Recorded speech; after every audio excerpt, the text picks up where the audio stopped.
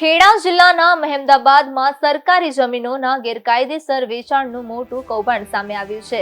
સિંચાઈ વિભાગની સેક્શન કોલોનીની જમીન પર કબજો કરીને તેનું બારોબાર વેચાણ કરવામાં આવ્યું હોવાનો આરોપ છે।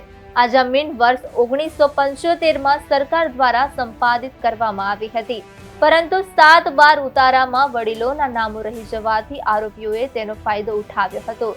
પરિવારજનોએ વારસાઈ કરાવીને નામો દાખલ કર્યા અને જર્જરિત મકાનો તોડીને ગેરકાયદેસર કબજો કર્યો। આરોપ છે કે આ જમીન મહેમદાબાદના એક વ્યક્તિને વેચી દેવામાં આવી હતી। સબ રજિસ્ટ્રાર અને મામલતદાર કચેરીમાં આ વેચાણની નોંધ કેવી રીતે થઈ તે મોટો પ્રશ્ન છે। પાટવાડી ગામના 7 અને મહેમદાબાદના એક વ્યક્તિ સામે મહેમદાબાદ પોલીસ સ્ટેશનમાં ફરિયાદ નોંધાઈ છે। આરોપીઓમાં ફુલાબેન પરમાર, ભરત પરમાર, વિમળા પરમાર, ચંદ્રકાંત પટેલ, સવિતા પટેલ, આશિષ પટેલ, જયેશ મેઘવાલ અને ભાવિન પટેલનો સમાવેશ થાય છે। આશ્ચર્યની વાત એ છે કે આરોપી આશિષ પટેલ સરકારી પ્રાથમિક શાળાના શિક્ષક છે।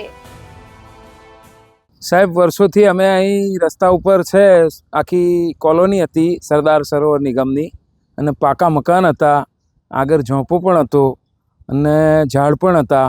એ છેલ્લા હું 1-1.5 વર્ષથી જોઉં છું કે આ તોડફોડની પ્રવૃત્તિઓ ચાલતી હતી। વચ્ચે કાટમાળ પણ ભરાઈ ગયો, અને અત્યારે મેં સરદાર સરોવર નિગમનું બોર્ડ માર્યું, જાહેર નોટિસ, પણ આ જમીન તો વેચાઈ પણ ગઈ।